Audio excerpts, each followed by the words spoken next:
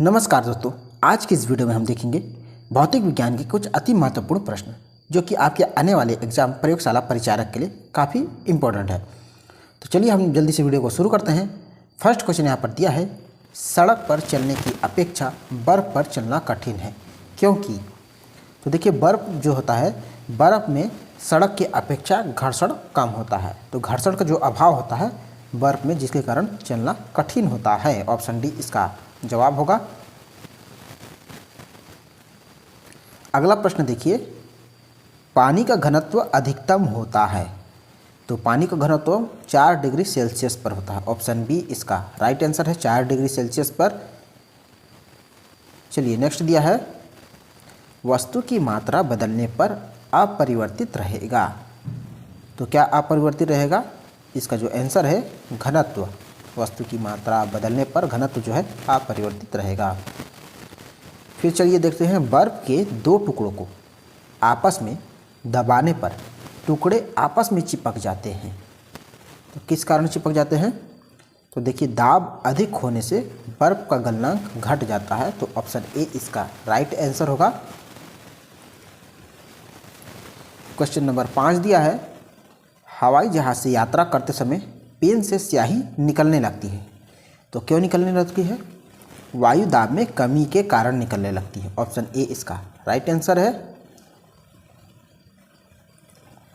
Question number 6, ऊंचाई की जगहों पर पानी 100 डिग्री सेल्सियस के नीचे के तापमान पर क्यों उबलता है? तो इसका क्या कारण है? इसका आंसर होगा क्योंकि वायुमंडलीय दाब कम हो जाता है, अतः उबलने का बिंदु जो है नीचे आ जाता है, तो ऑप्शन ए इसका करेक्ट आंसर है। चलिए क्वेश्चन नंबर 7 देखते हैं, साबुन के बुलबुले के अंदर का दाब क्या रहता है?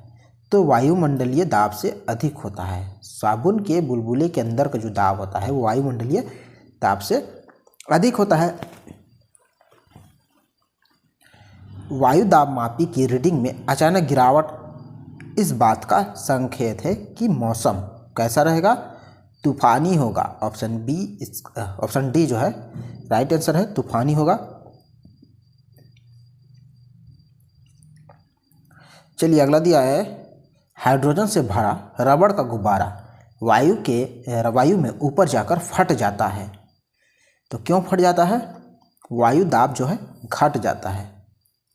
ऑप्शन डी इसका राइट आंसर है। चलिए 10वां क्वेश्चन दिया है, सूर्य में निरंतर ऊर्जा का सृजन किस कारण होता रहता है? तो इसका आंसर है नाभिकीय संलयन। ऑप्शन ए नाभिकीय संलयन के कारण सूर्य में निरंतर ऊर्जा का सृजन होता रहता है।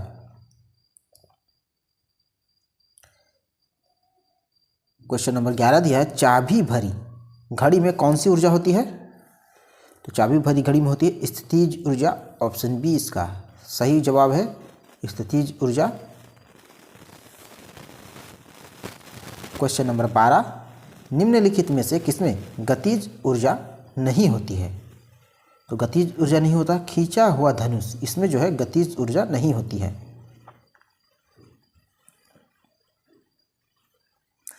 जब एक चल वस्तु की गति दुगनी हो जाती है तो उसकी गतिज ऊर्जा कैसी होगी? चौगुनी हो जाती है। जब एक चल वस्तु की गति दुगनी हो जाती है तो उसकी गतिज ऊर्जा चौगुनी हो जाती है। ऑप्शन बी इसका राइट आंसर है। क्वेश्चन नंबर 14, निम्नलिखित में से कौन सा नियम इस कथन को वैध ठहराता है कि द्रव्य का ना तो सृजन किया जा सकता है और ना ही विनाश किया जा सकता है? तो ऊर्जा संरक्षण का नियम, ये वाला जो नियम है, इस कथन को सही ठहराता है।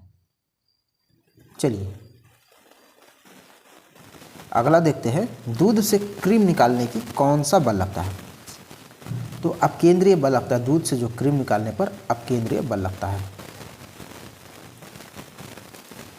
क्वेश्चन नंबर 16 दिया है, जब एक पत्थर को चांद की सतह से पृथ्वी पर लाया जाता है तब क्या होता है? तो इसका जो आंसर होगा, इसका भार बदल जाएगा और द्रव्यमान नहीं बदलेगा। इसका भार बदल जाएगा परंतु द्रव्यमान नहीं बदलेगा। लोलक की कालावधि किस पर निर्भर करती है? तो ये लंबाई के ऊपर निर्भर करती है। ऑप्शन बी इसका सही उत्तर है, लंबाई के ऊपर निर्भर करती है। क्वेश्चन नंबर 18, लोलक घड़ियाँ गर्मियों में क्यों सुस्त हो जाती है?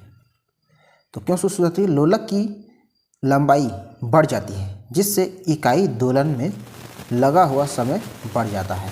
तो ऑप्शन सी इसका सही जवाब है। चलिए अगले प्रश्न पर देखते हैं। वर्षा की बूंद गोलाकार होती है तो सतही तनाव के कारण, ऑप्शन ए इसका राइट आंसर होगा, सतही तनाव के कारण। सूर्य ग्रहण होता है जब चंद्रमा सूर्य और पृथ्वी के बीच में आता है। चंद्रमा जो है सूर्य पृथ्वी के बीच में आने से सूर्य ग्रहण होता है। चंद्र ग्रहण घटित होता है तो कब घटित होता है? पूर्णिमा के दिन। चंद्र ग्रहण जो है घटित होता है पूर्णिमा का दिन। इंद्रधनुष के कारण होता है तो परावर्तन एवं अपवर्तन के कारण इंद्रधनुष जो है बनता है, परावर्तन और अपवर्तन के कारण। आकाश का रंग नीला प्रतीत होता है तो परागकिरण के कारण, परागकिरण के कारण नीला प्रतीत होता है आकाश का रंग। वायुमंडल में प्रकाश के विसरण का कारण है तो क्या कारण है? धूल कण ये विसरण का कारण है। चलिए नेक्स्ट प्रश्न पे चलते हैं। तो खतरे के संकेतों के लिए लाल प्रकाश का प्रयोग किया जाता है तो क्यों प्रकाश करते हैं? इसका परागकिरण सबसे कम होता है, इसका परागकिरण सबसे कम होता है इसलिए। चलिए नेक्स्ट दिया है, समुद्र नीला प्रतीत होता है तो नीला क्यों दिखता है? आकाश के परावर्तन तथा जल के कणों द्वारा प्रकाश के प्रकीर्णन के कारण। ऑप्शन बी इसका सही जवाब है। अस्त होते समय सूर्य लाल दिखाई देता है प्रकीर्णन के कारण। साबुन के पतले झाग में चमकदार रंगों का बनना किस परिघटना का परिणाम है? तो बहुलक परावर्तन और व्यतिकरण। ऑप्शन ए इसका राइट आंसर है। मानव आँख की रेटिना पर कैसा प्रतिबिंब बनता है? वास्तविक तथा उल्टा बनता है। रेटिना पर जो प्रतिबिंब बनता है वास्तविक तथा उल्टा बनता है। आइरिस क्या काम करता है? तो आँख में जाने वाले प्रकाश की मात्रा को नियंत्रित करना, ये आइरिस का काम होता है।